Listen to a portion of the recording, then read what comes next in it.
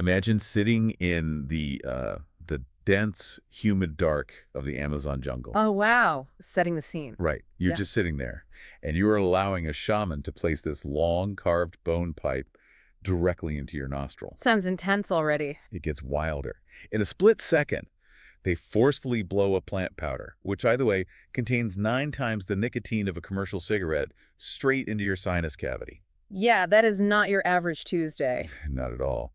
The sheer force of it rocks your head back. Your eyes instantly stream with tears, your heart rate spikes, and your entire body prepares to aggressively purge everything in its system. It's a complete shock to the nervous system. Exactly. So today, we are leaving the sterile, isolated pharmacy behind. We are not swallowing a neat little orange pill with our morning coffee. We are diving into a deeply visceral, radically different paradigm of healing.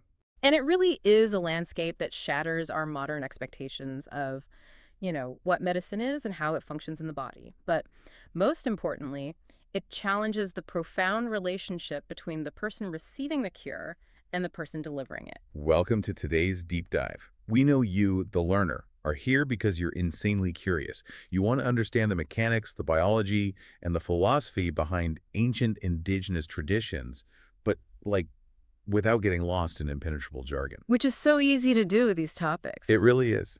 So that is our mission today. We are unpacking a comprehensive text by Lauren and Liana called The Modern Shamanic Guide to Rapé, and that's spelled R-A-P-E with an accent, pronounced Ha-P-I. Right, and to ground this, we're bringing in the foundational research of Stanley Krippner. His academic work on spiritual healing and shamanism gives us a really vital framework here. Yeah, his stuff is amazing. It is.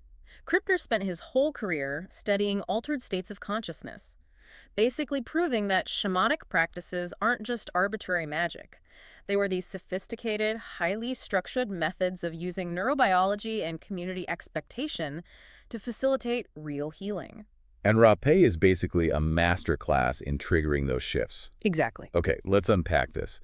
Because before we get into the wild mechanics of bone pipes and purging, we have to fundamentally rewrite our relationship with the main ingredient here, which is tobacco. Yeah, we have a very skewed view of it in the West. Right. If commercial tobacco is like a daily credit card swipe just to maintain your baseline stress, Rapé is an energetic audit. Ooh, I like It that. basically forces you to sit down, look at your ledgers, and aggressively liquidate all your bodily and emotional debt all at once. That is a brilliant way to frame it, honestly, because the pharmacology totally backs that up. I mean, the tobacco most of the world smokes today is Nicotiana tobacco. Which is the highly processed stuff. Right. It's synthesized, loaded with chemical additives just to keep it burning, and it's designed for low-level continuous consumption. But Rapé relies on a completely different species entirely. Which is Nicotiana rustica. Yes, often called mapacho.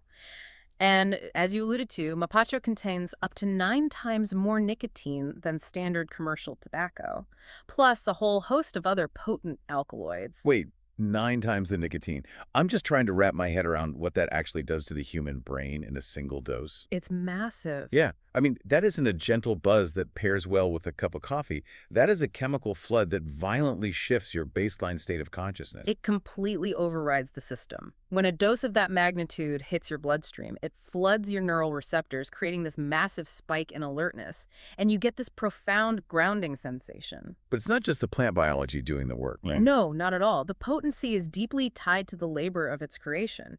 The preparation of rapé is this really laborious, weeks-long ordeal. They don't just crush it up and put it in a bag.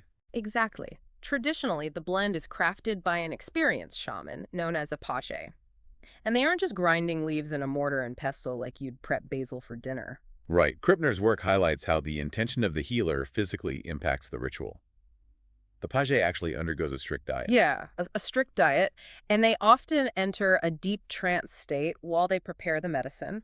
Wow. They are pounding the herbs, sun-drying or toasting them, and filtering the powder meticulously through fine cloth over and over again. And they do all this while chanting and holding specific intentions. So they're basically weaving their trance state into the physical matter of the plant. That's how they view it, yes.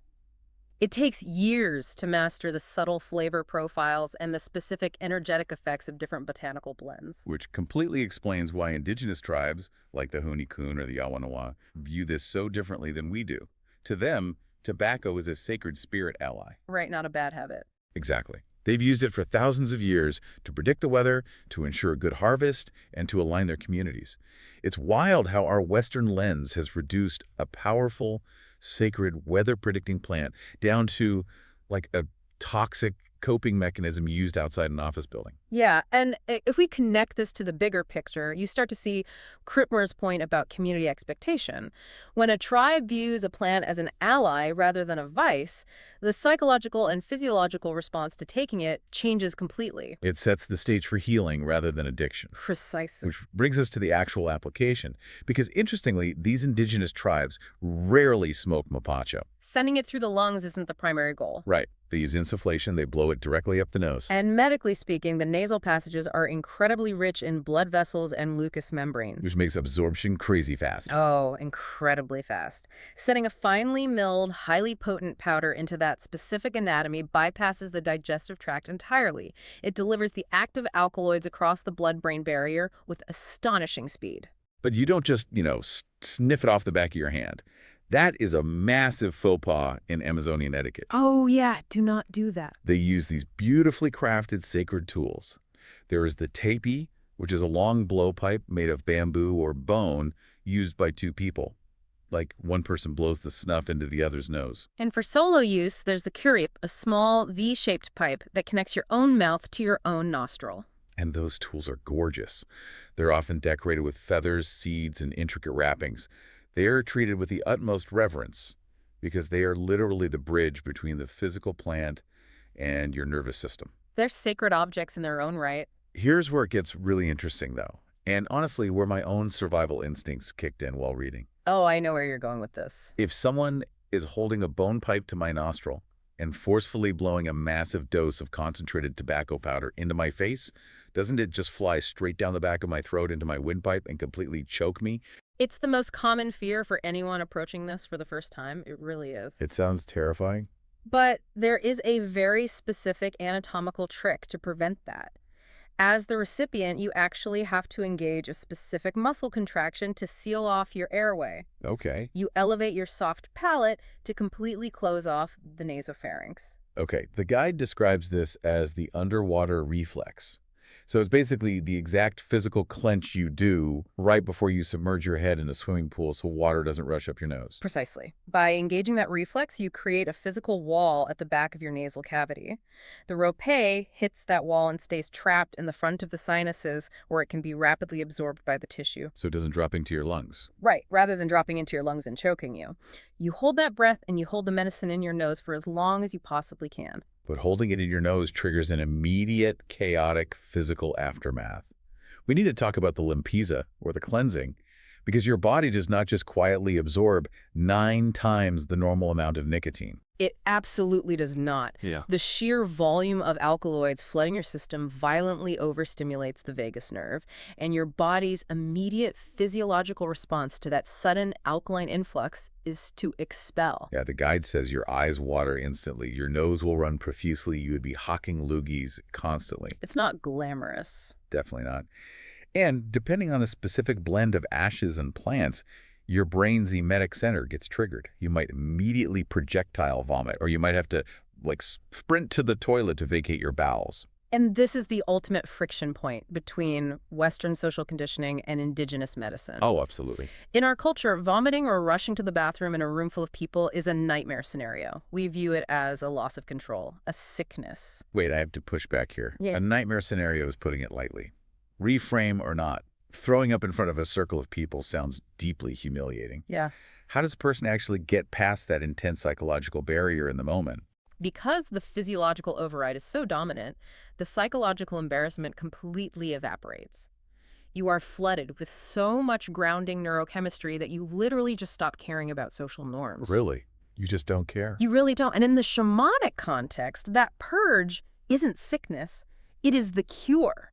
You are physically and energetically expelling stagnant toxins, dense mucus, and emotional blockages. Wow. In the Amazon, when you purge, the room doesn't look away in disgust. They celebrate it. They say you are getting well. The relief after must be incredible. I mean, once the system clears that blockage, the subsequent calm has to be profound. Total reset. But knowing that this is the physical reality, that you might literally be weeping and vomiting, Mm-hmm. your environment becomes absolutely critical. You cannot do this casually. Setting is everything. The guide provides very clear parameters for this. You Hmm. need a dedicated, quiet space, preferably in nature or indoors with high vibrational music. Right, and a bucket.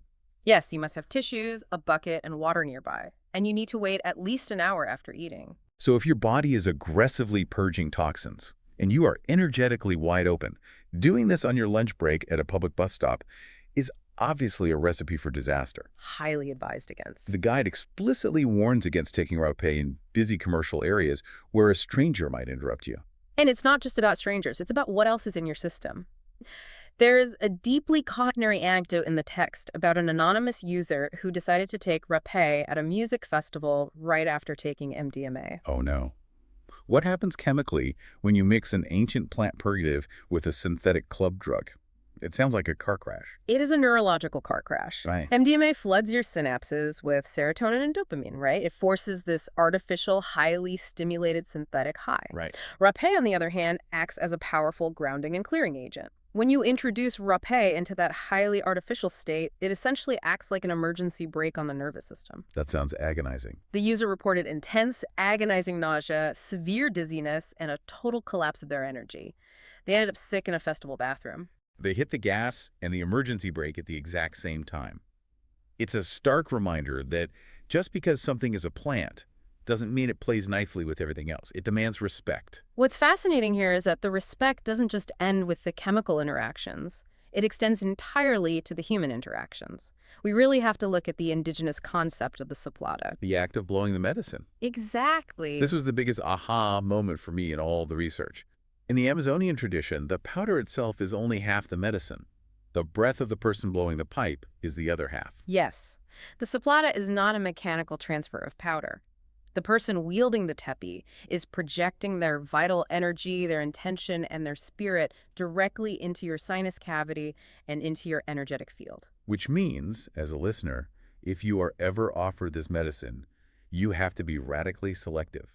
If breath is the medicine, the person blowing it matters immensely. Absolutely. If the person holding the tepi is giving off bad vibes, if they're physically sick, or if they are simply a stranger whose energy you don't trust, you have to protect your boundaries. The guide is explicit about this. You must politely decline, even if you are in a ceremonial setting. Yeah, you don't want to just go along with the crowd. No, you do not want someone else's chaotic, ungrounded energy blasted into your highly receptive nervous system. It is a sacred prayer, not a party trick or a casual social obligation. I love that we're talking about boundaries because this medicine is undergoing massive globalization right now. It's moving out of the deep Amazon and into modern neo-shamanic circles around the world. It's everywhere now. Yeah. If you go to an ayahuasca ceremony today, there is a very high probability that rapé will be offered. It has basically become a staple in those environments, and it serves a very specific, practical purpose during a long, grueling ayahuasca journey. It acts as a diagnostic and regulating tool. Wait, how does it regulate a psychedelic journey? If someone is already deep in an altered state, why add a massive hit of tobacco to the mix? Think about the physical toll of ayahuasca. Participants often experience prolonged, agonizing nausea where the energy gets stuck. Like they need to throw up but can't. Exactly. They need to purge to break through to the next level of the journey, but their body just won't let go.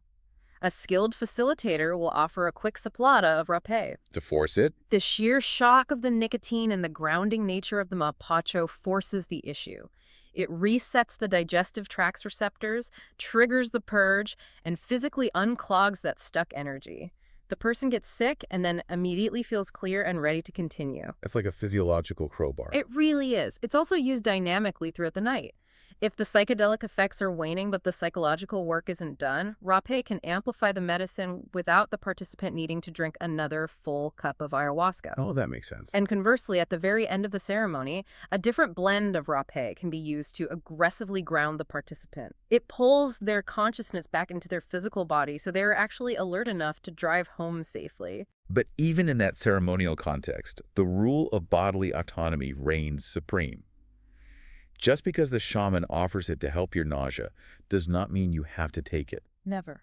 The text emphasizes that your participation must always be rooted in free will. If anyone pressures you, or worse, shames you for declining a medicine in that space, that is an immediate glaring red flag. A true practitioner understands that forcing a supplata completely corrupts the energetic exchange. You have to tune into your own somatic intelligence and ask, does my body actually need this intervention right now, or am I just taking it because the pipe is being passed around the room? Let's talk about the practical side of that room. Say you have done the work, you understand the boundaries, and Yeah. you decide to keep your own Rapé kit at home as a modern seeker. Maintaining these tools requires serious hygiene, Oh, definitely. because the reality of passing a bamboo pipe around a circle of friends in a Western living room is very different from sharing it in an indigenous tribe. Indigenous communities traditionally share their tools, operating under the belief that the sacredness of the medicine inherently protects the tribe from illness. Right. But practically speaking, if someone in your modern circle has a head cold and they are putting their mouth or nose on your tepi, you have a significant hygiene issue to manage. The guide offers some incredibly practical modern hacks for this. You can dip a Q-tip in hydrogen peroxide or rubbing alcohol to carefully swab the ends of the applicator. But you have to be incredibly gentle. Yeah, because harsh chemicals can actually dissolve the traditional resins and adhesives holding the bone or bamboo together. Some practitioners prefer to use the flame of a lighter to briefly scorch and disinfect the ends of the pipe. It might blacken the bamboo, but it burns off the bacteria. What you absolutely must avoid, though, is using heavy soap and running water. Right, because of moisture. Hmm. The quickest way to ruin an ancient plant medicine is mold. Exactly. If moisture builds up deep inside the hollow curve of a bamboo tepi, mold will grow. And forcefully inhaling toxic mold spores directly into your sinus cavity is the exact opposite of a healing limpieza. Which brings up the brilliant piece of advice the guide offers regarding storing the powder itself. Down in the jungle, they traditionally use hollowed-out gourds, or giant snail shells. Very cool, but hard to find in a city. Right. Today, you often see it stored in old plastic soda bottles, but the text recommends that modern users upgrade to glass pest tubes with screw tops. It is the perfect marriage of modern utility and ancient tradition. Glass test tubes keep the medicine completely dry and cool. Because if rapé is exposed to humidity, it clumps together, right? Yeah, it clumps and develops this sharp, acrid, moldy smell. If that happens, you actually have to lay the powder out in the direct sun to dry it out again, but the test tube solves another major functional issue. Yes, the avalanche effect. Ex- If you are using a plastic soda bottle with a narrow neck, the powder inevitably jams up. You are shaking it over your hand, trying to get a tiny pea-sized mound to load into your karapi, and suddenly, boom, avalanche. Half the bottle dumps out onto the floor. A glass test tube allows you to smoothly and precisely tap out the exact dose. It highlights how these traditions are adapting. We are integrating glass vials and hydrogen peroxide, but the core respect for the plant's biological timeline remains intact. Because it's alive. Rapé is organic matter. It has a shelf life. It loses its potency over time. You have to honor its life cycle, use it while it is alive and potent, or lose it entirely. So what does this all mean? We have covered an immense amount of ground today. We started by completely shattering our Western concept of tobacco, moving from the toxic mass-produced chemical cocktail to the artisanal, deeply sacred Nicotiana rustica, hand-pounded by a page in a trance state. And we explored the intense physical anatomy of the delivery, engaging the soft palate to create the underwater throat lock. We examined the uncompromising reality of the limpieza, looking at how vagus nerve stimulation forces a profound purging of physical and emotional blockages. And we fundamentally shifted our understanding of the medicine itself. We realized that the breath, the soplata, is just as vital as the powder. It demands strict energetic boundaries and a deep respect for who we allow into our physical space. It is a complete and total paradigm shift. It is the absolute antithesis of the sterile pharmacy vending machine we talked about at the top of the show. This raises an important question, a final thought for you to carry forward. In the West, our entire medical and scientific model is built on extraction. We want to find the single active chemical compound like nicotine or psilocybin or salicylic acid. Right, isolated. We want to extract it, synthesize it in a lab, mass produce it, and consume it in total isolation. And with tobacco, that extractive approach has led to devastating global addiction and disease. It really has. But look at the indigenous approach we explored today. The true power of the medicine doesn't just come from the isolated chemical. It relies equally on the weeks of laborious preparation. It relies on the specific natural setting. The intention. Exactly, the accompanying intentions.